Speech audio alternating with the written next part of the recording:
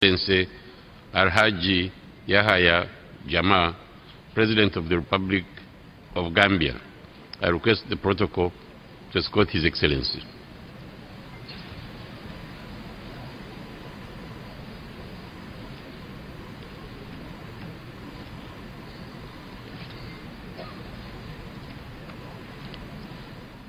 On behalf of the General Assembly, I have the honor to welcome to the United Nations His Excellency Alhaji Yahya Jammeh, President of the Republic of Gambia, and to invite him to address the Assembly.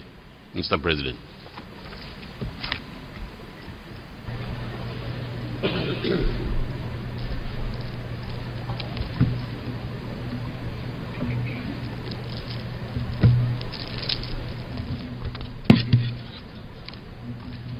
أعوذ بالله من الشيطان الرجيم بسم الله الرحمن الرحيم الحمد لله رب العالمين الحمد لله رب العالمين الحمد لله رب العالمين.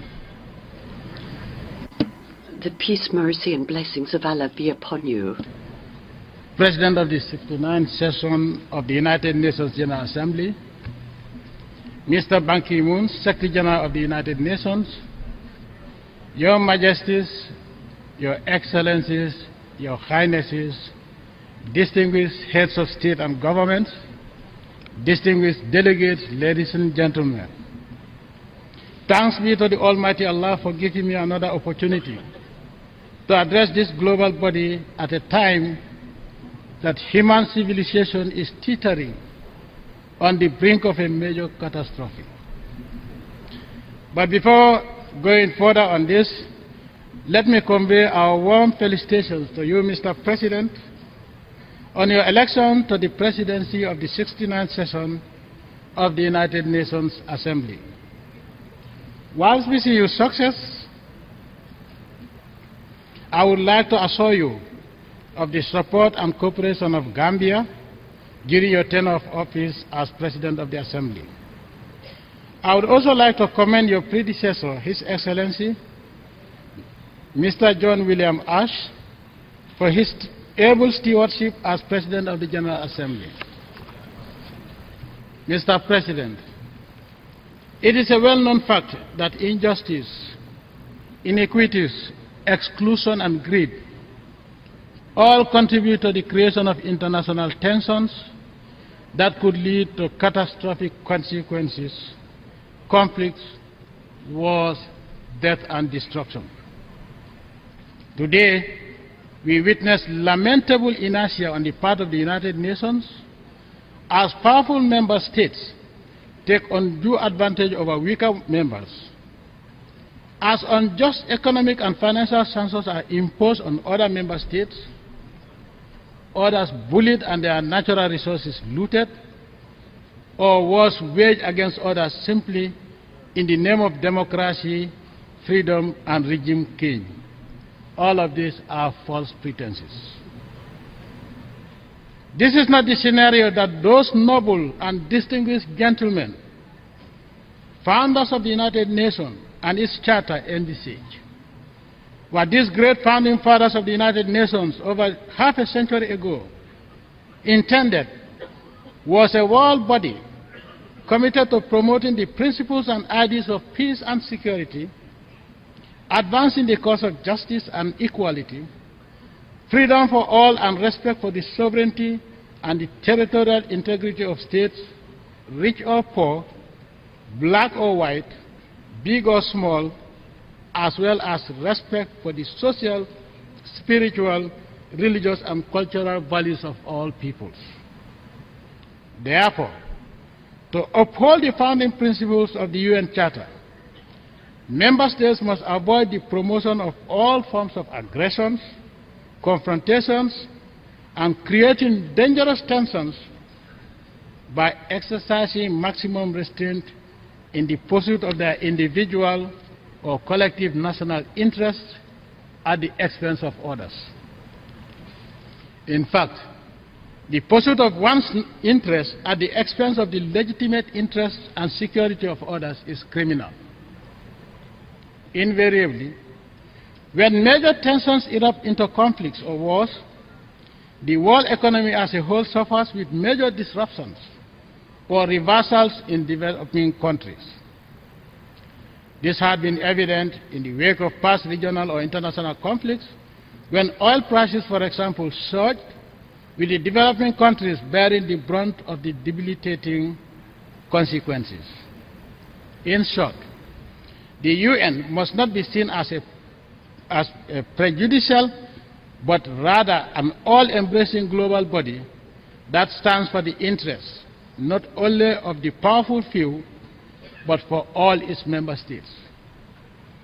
Mr. President, the Gambia acknowledges with satisfaction Rio Plus 20 outcome document, the future we want, and the resulting establishment of Open Working Group, OWG, on Sustainable Development Goals and associated consultative fora, including the Africa Regional Consultations and the Sustainable Development Goals.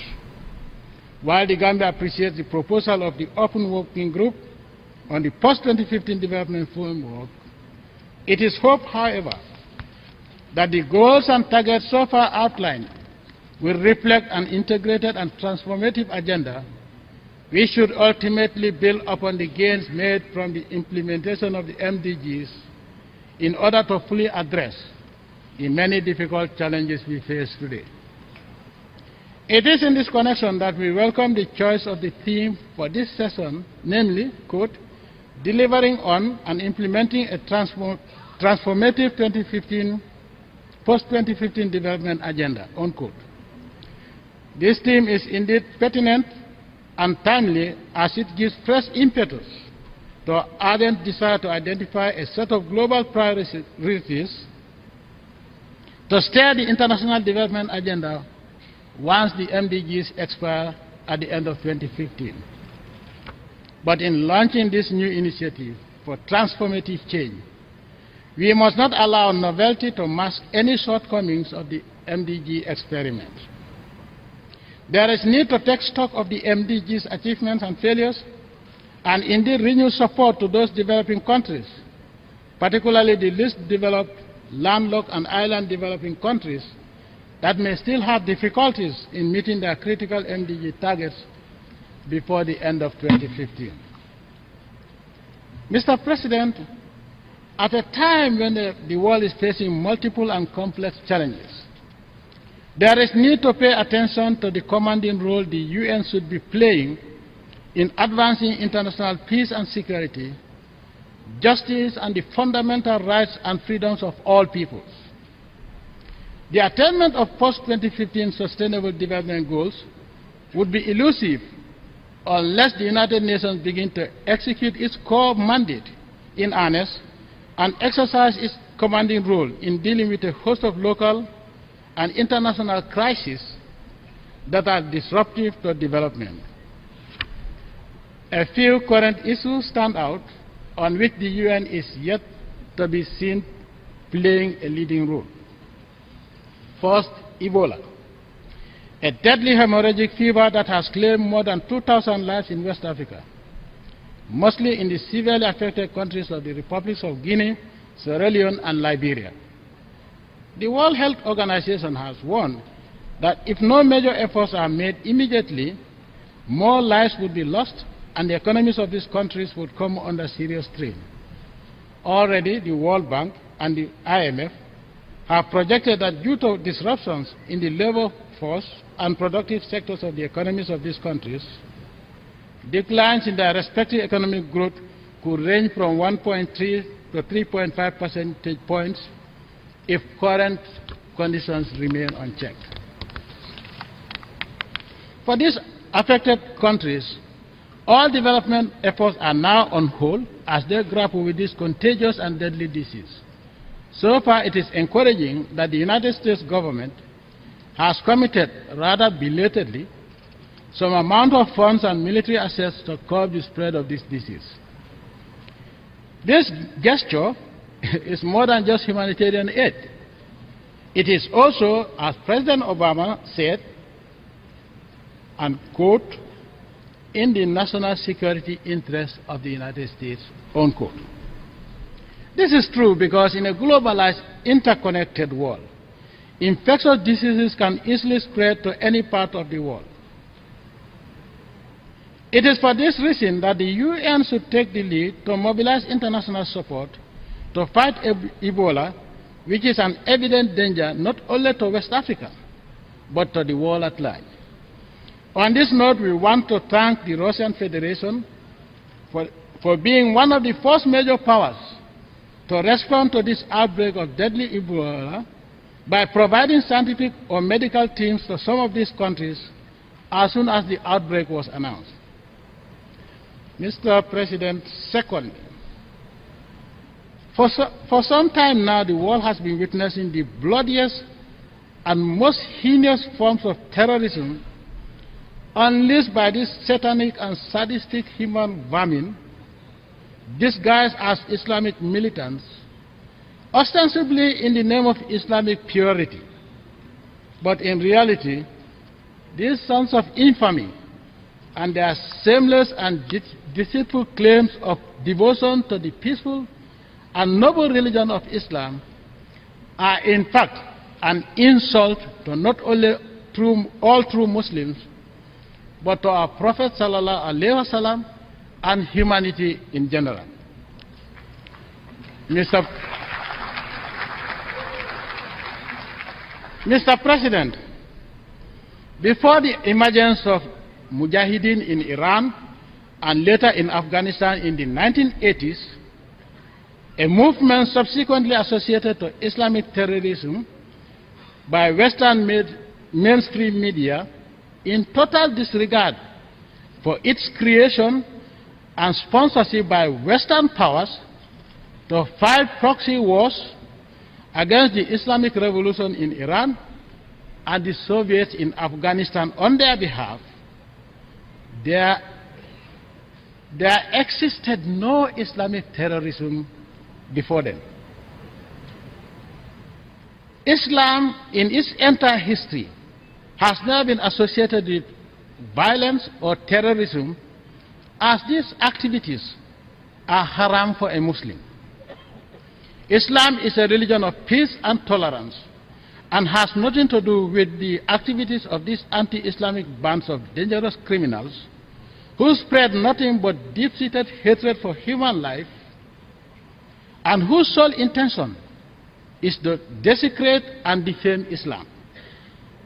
Consequently, these serial and treacherous hate groups cannot be associated to Islam, as our Islamic religion is pure and unique, cannot therefore be classified into any varying degrees like moderate Islam, democratic Islam, extreme Islam, or violent Islam.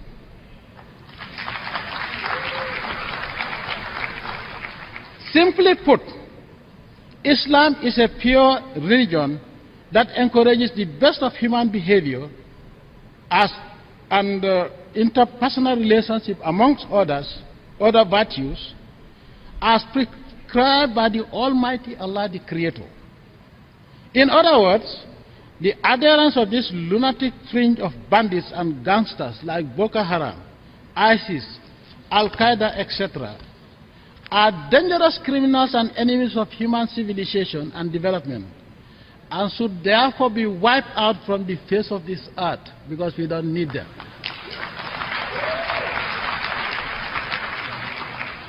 Thirdly, Mr. President, the situation in the Middle East remains highly volatile, and the UN has been watching the cycle of violence in the region rather helplessly.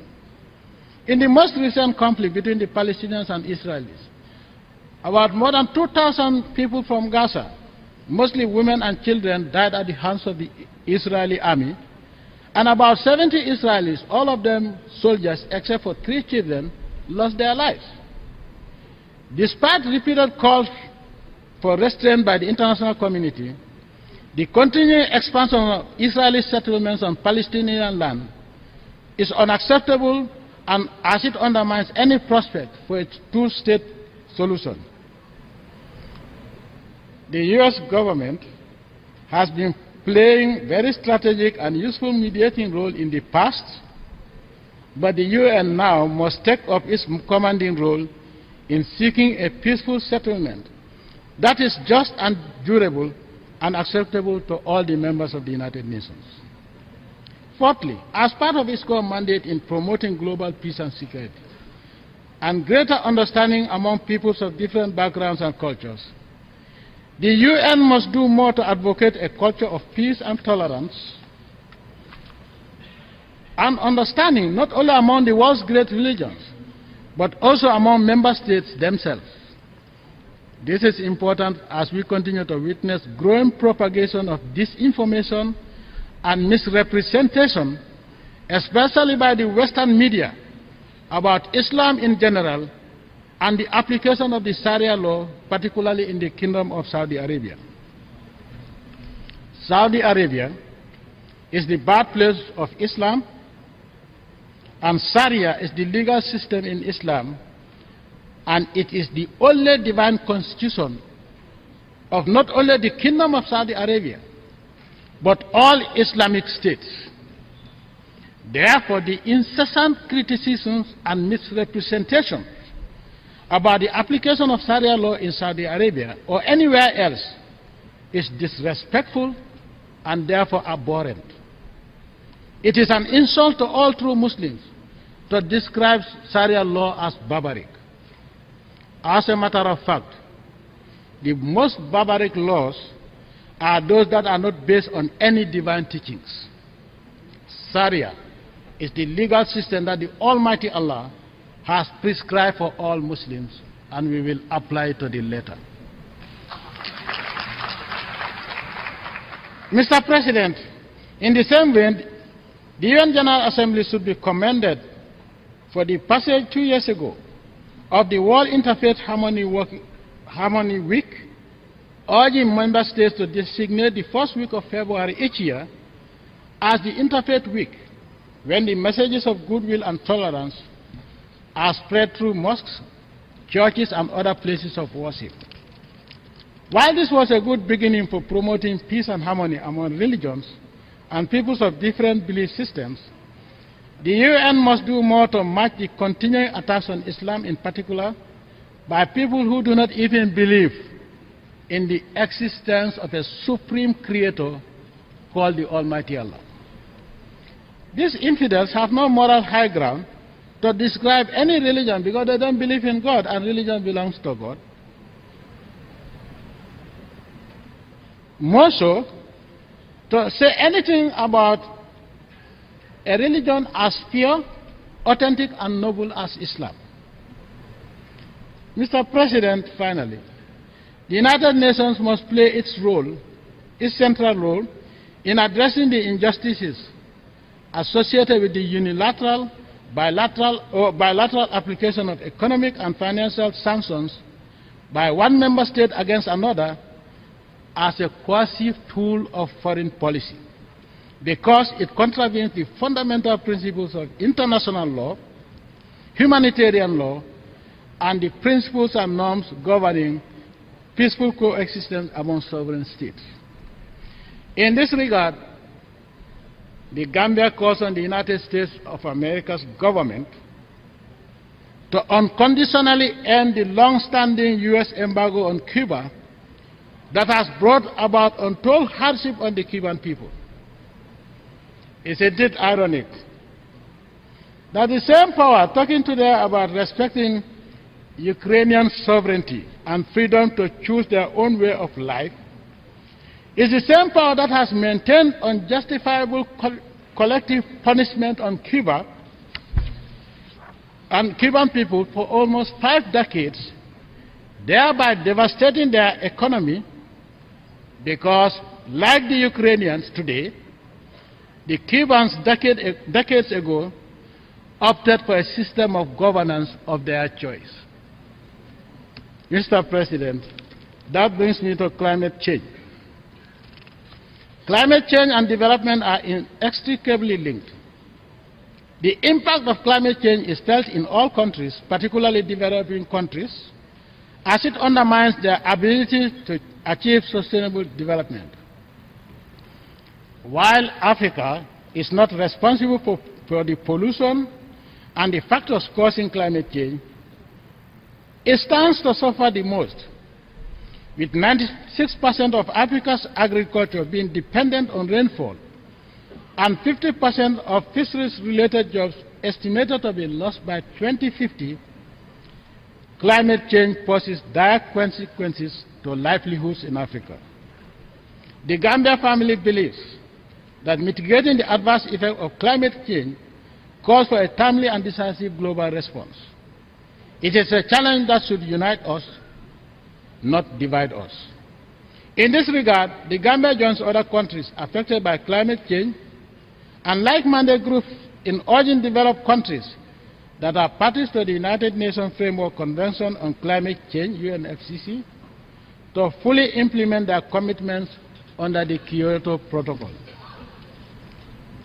Mr. President, in 1974, this Assembly adopted the Declaration for the Establishment of the New International Economic Order, NIEO, which was designed to address some legitimate concerns of developing countries, such as improving their terms of trade and other issues related to the promotion of a more equitable international economic system.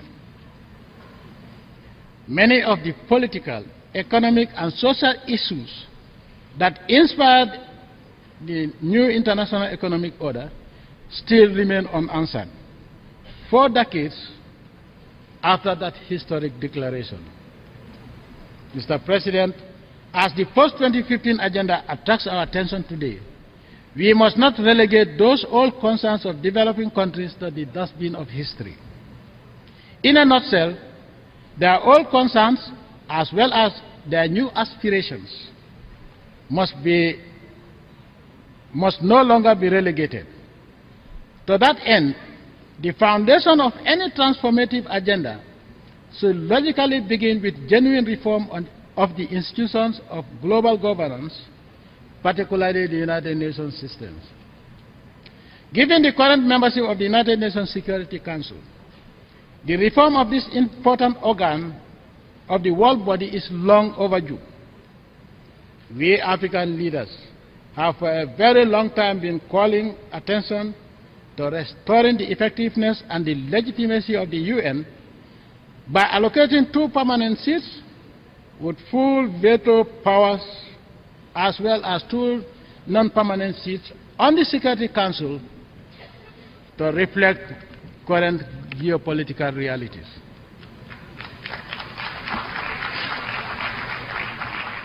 Mr. President, if the demands for the reform of the Security Council in the interest of equity and justice cannot be accommodated, then concrete action must be taken for the General Assembly to assume all the powers of the Security Council and its responsibilities, including the power to impose sanctions. Under this arrangement, all decisions of the UNGA would have been voted for by all members and endorsed by the majority of its membership, thus ensuring a more democratic and transparent global body called the UN. Mr. President, on a final note, I want to call the attention of the UN General Assembly and the Security Council to the very frequent and mysterious sinking, capsizing, etc., of boats carrying mostly black African migrants looking for greener pastures in the West, only to end up in body bags on European shores. Strangely enough, those countries that pretend to love Africans so much that they are always preaching to African leaders about good governance, the rule of law and respect for human life and rights, have been apparently eerily quiet about the very dangerous, racist and inhuman behavior of deliberately causing boats carrying black Africans to sink, only to select a few lucky ones to be rescued and sent to concentration camps called asylum seekers camps. These camps are as bad as Nazi concentration camps, and nobody, country or human rights institution in the West has ever raised the alarm to this genocide in the 21st century.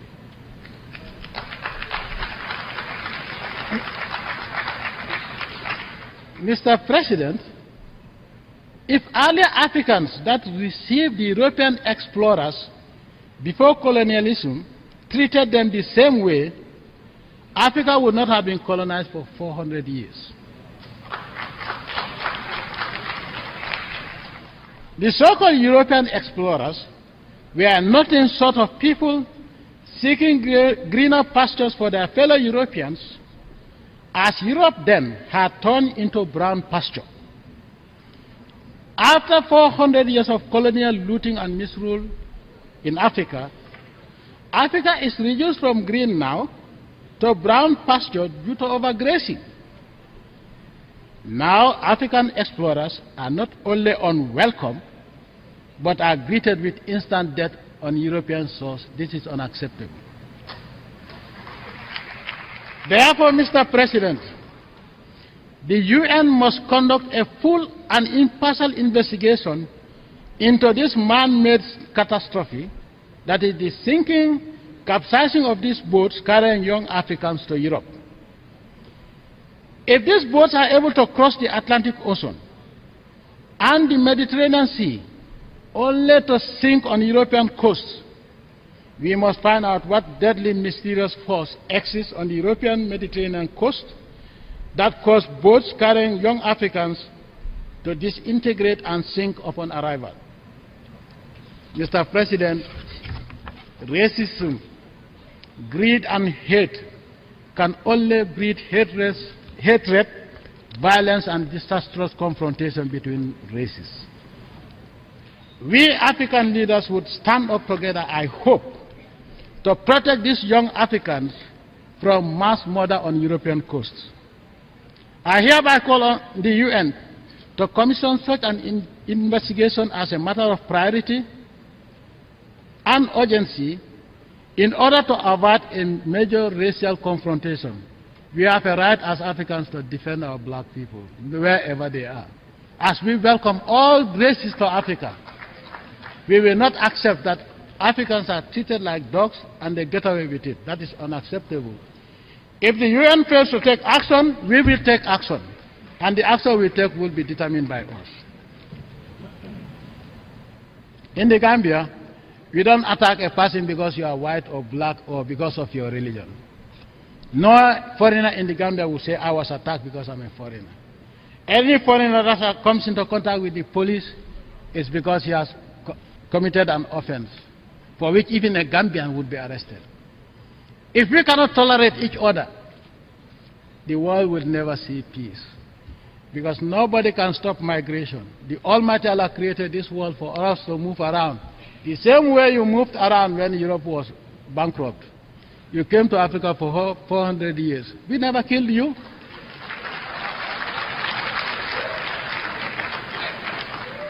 You overstayed, and some of us have to fight you out. And now you have overgrazed our land. You also want greener pastures. You cannot accept us. Send us back, but don't kill them. You have no right to kill them. Mr. President,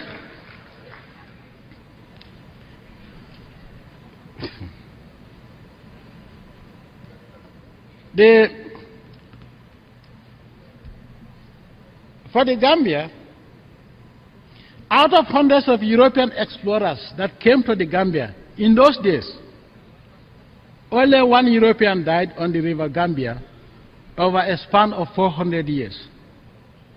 Today, over a span of 5 years period, more than 500 Gambians have lost their lives on European coasts. This is unacceptable. Enough is enough, and the UN must intervene, and intervene quickly, or else we will all live to regret our failure to take appropriate action at the right time. Mr. President, geopolitical realities have changed. Let the West accept these realities, and together with us, endeavor to change along with these realities as we move together towards the brighter and peaceful future we want. So-called military superpowers should know that humanity would be returned to pre-Stone Age if they are reckless enough to unleash World War III.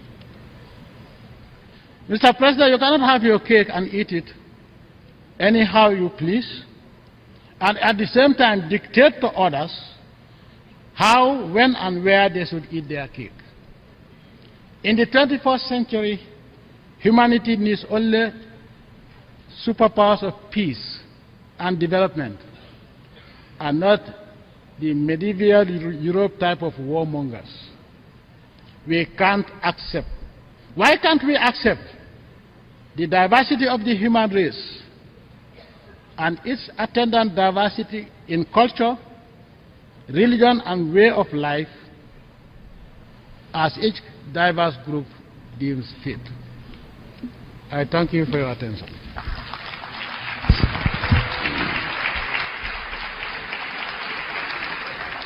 On behalf of the General Assembly, I wish to thank the President of the Republic of the Gambia for the statement made.